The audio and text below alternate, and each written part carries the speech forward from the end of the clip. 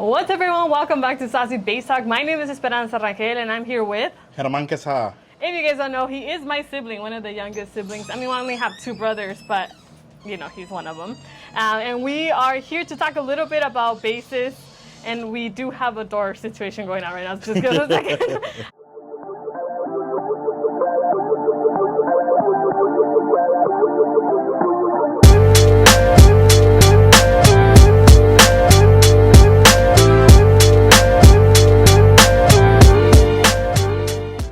But we're here to talk a little bit about basses. We're going to ask each other questions. We didn't really prepare this, but I thought since I had him here, we were going to trap him into this.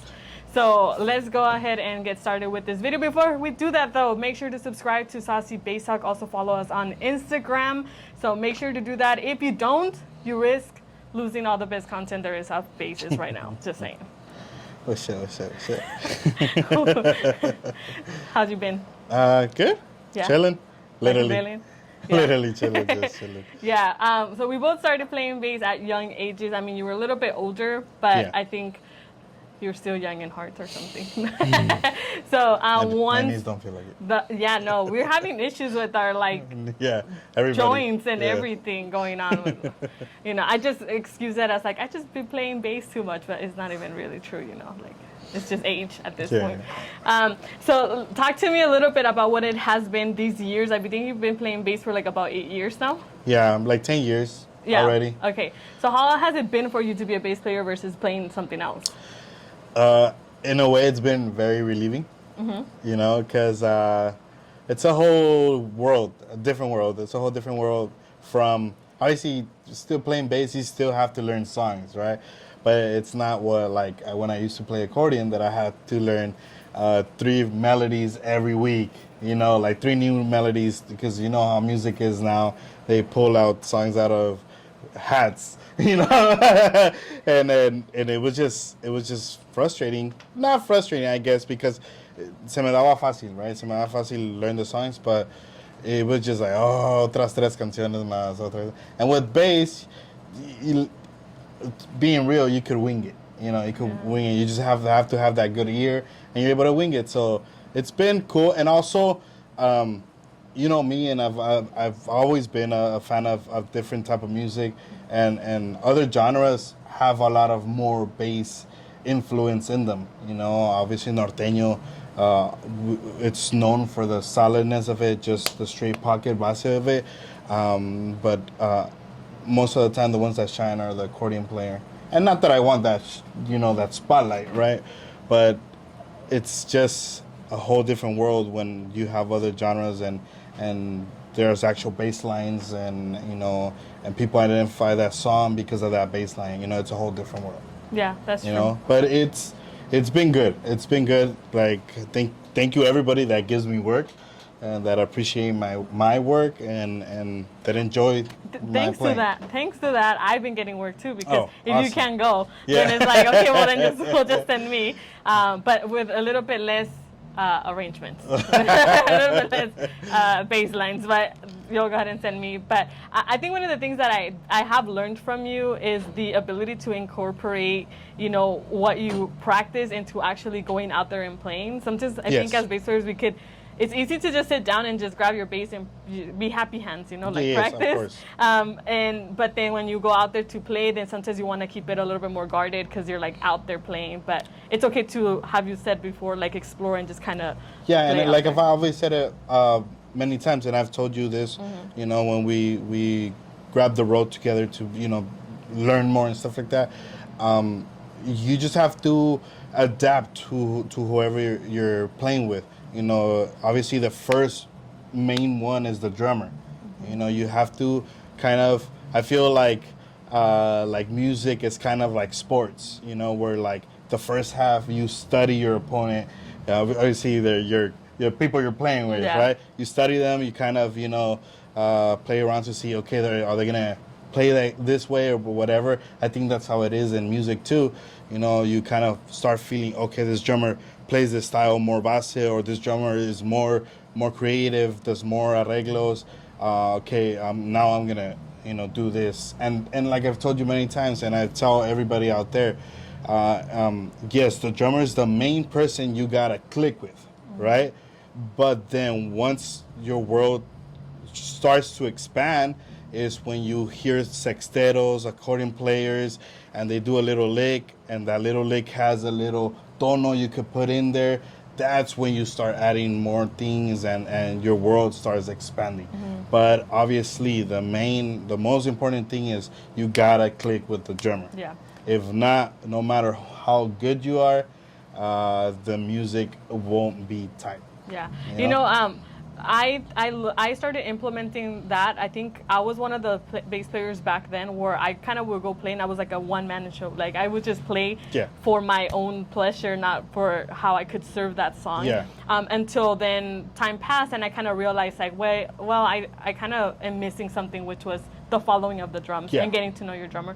So now when I go perform, I started noticing only I think because the drummer that I was playing with before, he was a great drummer, but I couldn't click. And I remember that every gig that I would finish, I would end it and I would feel so like incomplete as a bass player. Yes. And I feel so unhappy. The bass player is doing the drummer's doing the right things and I'm following them as much as I can, but I just can't click with them in any level. So once I left that band and I started freelancing again, and then I started kind of playing with different drummers, then it's like, oh, okay, like I need to now cater to this drummer and then this one. And sometimes, unfortunately, I don't know if this has happened to you, but there are drummers that you can't really do too much. Yeah. And you kind of have to But- learn to settle down in a way. Yes. And But that teaches you a lot of things too. yeah, You know, it teaches you that okay, if we can't make this band sound amazing because of all the adornos we could do, we're gonna make them sound amazing because of the solidness we're gonna be able to give them. You know, it's different things. You know, there's different styles. Like we said, every musician has a different style. You know, so and it is just you just gotta adapt. One model that I've always, it's funny that I've always thought it was a good idea, and then one time I heard it from Victor Wooden, and then that gave me like the credit, I guess. It was that you know, we all know who Victor Wooden is and all the stuff he could do.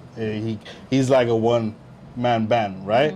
But he's not gonna go play with an artist and go all crazy And doing shred, all yeah. that stuff.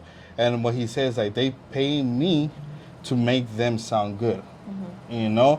And that's exactly what we're supposed to have as musicians. No más ir a querer te deshacer, like, oh, during the week, me aprendí esta canción and I'm going to fucking show off these. No. Yeah. If you go to a gig, we all got to sound good, you know, and just enjoy it. Yeah, so once I started kind of going into freelancing a little bit more, I started implementing that into my gigs, which I automatically just tried to connect with the drummer, and it goes beyond being able to say hi to your drummer. Like you have to be able to feel their like how they're feeling the music and how they view music as well. And the first song, and I don't know, you could correct me if I'm wrong, but to me the first song is what makes it or break it. Yeah. Because that's where you identify the most things. Every drummer has a pattern. Yeah, which is usually, yeah, and then everyone plays it differently, and Everybody you'll plays see it different. right in that song you could tell if they stick to the plan or they like to go a little bit Yeah, away exactly. from it. Yeah. So that's the thing that you need to look out for as a bass player, like what your drummer is gonna be doing, and then usually they have patterns, and Yes. so it's like, okay, I know he's gonna be doing this, but as a bass player, then I had to learn that I cannot do the same bass line every time he does that one pattern. Yeah. So then it's like, okay, so then I'll change it up a little bit here, so Yeah. it doesn't sound the same The all same the all the time. time. And Yeah. that's why I tell a lot of musicians, you know, you could literally name one scale and there's like trillions of ways of playing that scale. It's just, you just got to use your imagination, you know? And yeah, that's what music is all about. You know? Yeah, it's a great thing to have music, and I'm glad that you ended up playing bass because now we get to have conversations where I understand more because I don't understand anything about accordion. I don't think I've ever been able to play accordion, but bass itself, I think it's an instrument that, like you said, you mentioned in the last video, we all come from like bass players. Like my dad Yeah. used to play bass, my tío, cousins, everything, and now that we're all like bass players, we get to share that network of bassiness and sauciness, you guys. Yes. One of the things that I've noticed on my gigs too is kind of trying to break free from sounding like having my own pattern. Like, of course, you want to have a pattern, but I think I struggle with trying to add that extra something different. Like, it's kind of like I stick a little bit to my book too much. You remember how when we started working on me getting back into bass, and then we started rehearsing like specific norteño bass lines. Yes. And then it's like, okay, I'll do them, but then now I'm trying to not change them, but kind of add other things so that I don't stay exactly the same. One thing I learned throughout like learning how to play bass and even music itself, because even when I play sexto or accordion, it's always good to learn the root of the genre and the root of what the genre actually does in general. And it's crazy because if you're gonna play a Ramon Ayala song, right? And you're kind of not gonna do any cachorro stuff in there, right? But you can do relámpago style with your little touch. Same with cachorros. You could do cachorros style with your little touch. And that's I feel like that's how it should be. And there's a lot of stuff you can do without overdoing it. Yeah. And then I try to, I myself, like I said, everybody has their own style, and everybody has their way of thinking. But my way of feeling the music and adding more is more like adding like tonos, adding tonos relativos, semitonos, instead of actually going crazy and like, one, that I'm not that fast, so I gotta. Which is an advantage and disadvantage, right? Yes, exactly. Being fast is an advantage and disadvantage. Being slow, you're not slow, but you're not fast. Yeah, exactly. I think I'm like, I think I'm like midway. I think I'm happy hands, but I was more happy hands before. And that was good and bad. It was very hard to take it away from you. Yeah. Because you were just that freaking fast, I remember the first song that we did was, wasn't it Perro de Cadena? Yes, Latino. And then I remember that you made me play that song many times, and then you're like, no, hagas ni un adorno. The whole, and wow, that was that was how we started. To bring her down, it was literally, I want you to play the progression and just play the progression. No adornos. Mm-hmm. I want you to learn the base. And I tell a lot of people that too, because I get asked a lot, and if all you guys ever have questions to us, we'll link the Instagrams and stuff like that. Yeah, of course. We might not be masters of music, but we know a little bit of it. But that bass player 101, we could give you that. But I lost my point. So we brought her down because she was super fast. She was ridiculously fast, and it came with you doing your own and the drummer doing its own, and you guys were not clicking. Mm-mm. So when we went back to kind of guide you to the right path, it was like, just play the progression, no adornos, no nothing. Mm-hmm. And then it's difficult. It paid off at the end, though. But it's difficult. Oh, yes, because I kept. It's just like what is it called? Muscle memory. Yes. To where my fingers, although I hadn't played in a long time, my fingers were still like, oh, this is a fretboard. Oh, we're gonna go to town. Yeah. Like we're just gonna go everywhere. Which is funny. One time you mentioned that you said that I was really fast on fretboard, but it's funny how I was fast on fretboard, but I didn't really know my fretboard. Yeah. So I don't know how I was doing this, but I just let my fingers run. And now every time I go play, I'm like, stop. Because sometimes I do want to jump that bridge and I want to go a little bit faster, and it's like, go back. But like what we were saying earlier is you got to take music. At the end of the day, yes, we love it. It's a passion, but it's also a job. You got to take that job serious, and you're not just gonna go play to be like, oh, I'm playing and it's just me and it's all about me. No. Like I want, when I go play, I want all of us to sound good, so that the people that hired us se van contentos, Yeah, and exactly. One thing is that if the people are not enjoying it or they're not feeling it, you're gonna get that back, and then you as a musician, you're not gonna feel it. That was at the end of your gig, like yeah. You're gonna leave. always remember you get paid to make others sound good, not just yourself. Yeah, and that comes with like not like really working on like that musician ego that we tend to have. And Musicians have egos. no matter Big who egos. or what, like you have an ego. With the simple fact that you put your music out there, it's ego. Yeah. Because, and I'm not saying like, oh, we're all creídos. No, I'm just saying like ego as well. Like I think people should hear me play. That's Yeah. ego. And although it's a good thing that you want to expose your stuff and put it out there, it's also good to attend to your ego and be mindful of it, because that's where that's where it kind of crosses the line, whether it's like, oh, I'm gonna let us all sound good versus I'm gonna sound good Yeah. myself, And at the end of the day, it's a band. it's a band, You yeah. know, so if you think you're sounding good and the band doesn't sound good, you all don't sound good. Yeah, exactly. There's this. This is not like bass related, but there's this band who doesn't have a specific accordion player in that band anymore. I think you know what I'm talking about. And that accordion player, when I heard this band now with a different accordion player, I was like, I'm kind of glad that other accordion player is not there. And the reason why is because he was a one-man band, and all you could hear was him. And I knew this band was like really good, and so now you could actually hear them in their essence, and I'm like, oh, okay, this is Yes, yes, of and course. that accordion player is amazing, don't get me wrong, but it's just you just hear him. Yes, It's like- yes, yes. It's kind of with the bass players, if you don't kind of catch yourself. But yeah, we're gonna cut this one short. I wanted to kind of have this conversation with you today. We're gonna go eat right now because Yeah. not that we need to, not just kidding, but I'm like really hungry now, so we're gonna go eat right now. We did an amazing video with him that we're gonna be posting after this one.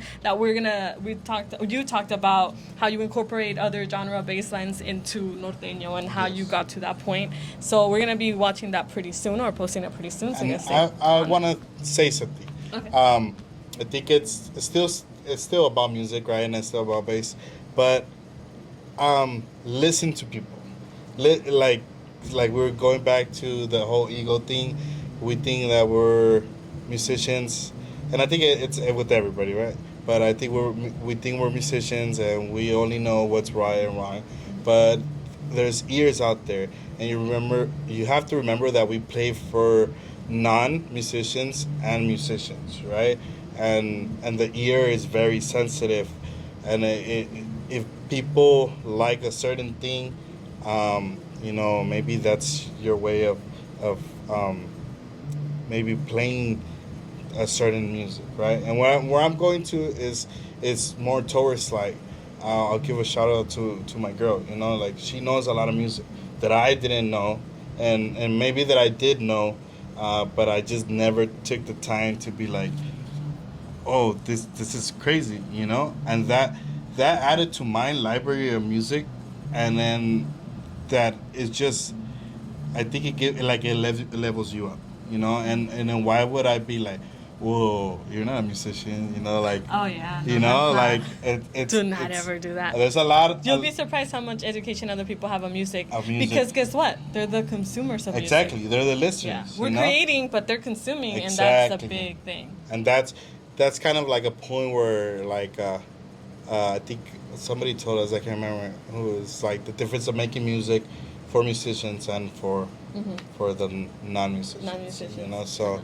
listen to your people, listen to your friends, family, partners. Yeah. Sometimes I think it goes back to like the whole like you're the musician, so you're like, ¿tú qué vas a decir? Tú no eres músico. But the consumer is the one who's going to be buying your music, so you want to listen to them primarily. So yeah, anything else that you want to add, or we're all done with this part of the just like episode. I said in the other video that is gonna get posted as well. Yeah. Get your own feeling, get your own style. Love music. We don't need any more copies. We want to hear you. Originality. Yes. All right, guys. And keep being saucy. Keep it saucy. This is Saucy Bass Talk. Don't forget to subscribe to this channel because we have amazing content from amazing bass players coming up next. And follow us on Instagram. Yeah. We're going to set everything up here so you guys could go and click on it, all right? This was Esperanza Rangel. See you next time.